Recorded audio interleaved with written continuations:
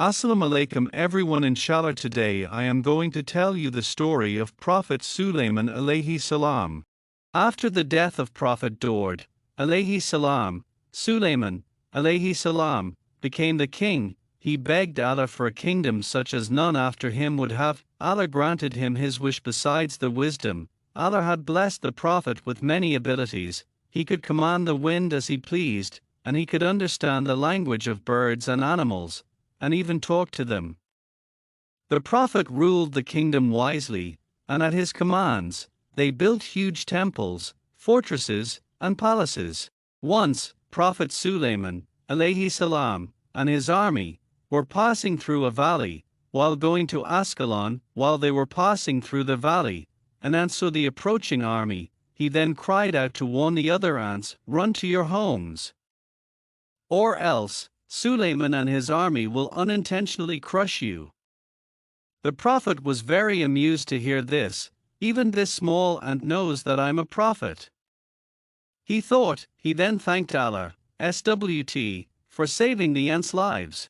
Sulaiman alayhi salam had jinns and birds serving in his army as well. They were all kept in order and ranks, and the Prophet demanded strict discipline among them. That is why he was very upset to find that one bird, the hoopoe, was absent without his consent. However, the bird soon appeared to explain his absence. The little bird had been scouting in areas where the Prophet had not yet scouted.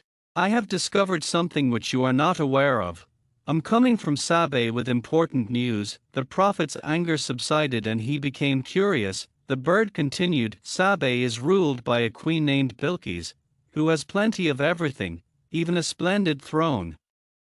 But in spite of all this wealth, they are worshipping the sun instead of Allah."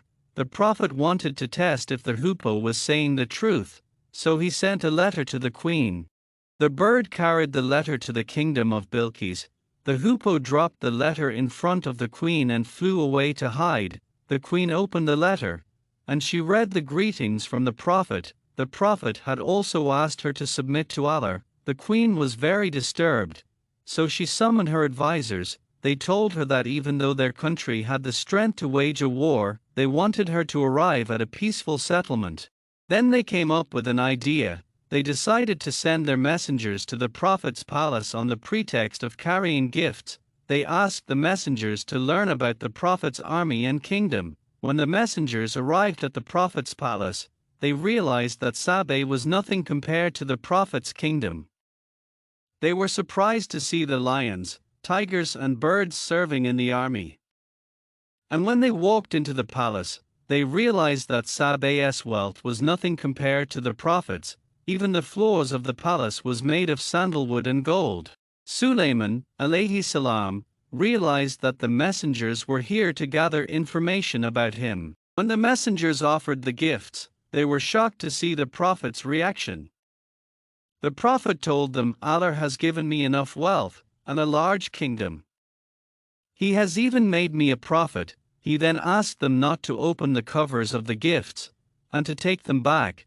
He also sent a message to the queen warning to destroy their country if she didn't accept Allah. The queen's envoy returned with the gifts, and gave her the message. They also told her about the wonderful things they had seen.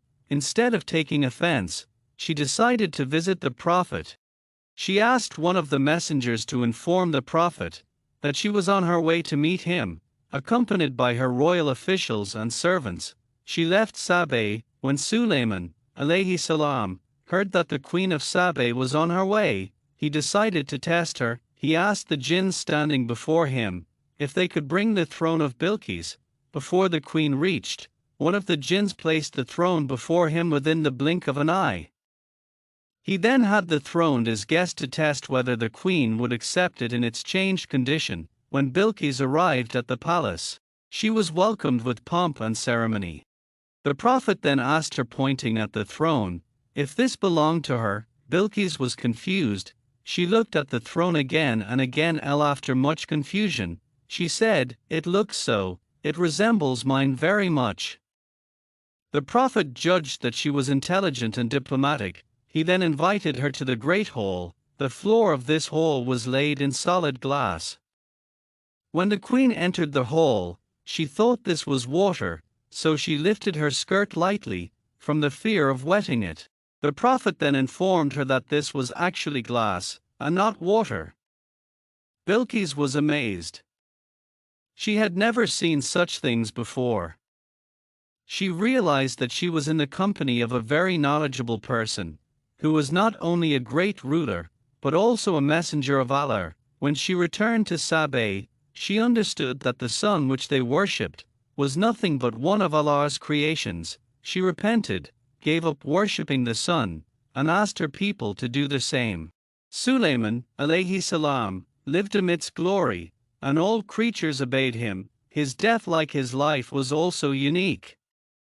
One day the Prophet was sitting holding his staff, overseeing the jinns working at the mine. The Prophet died sitting in that position.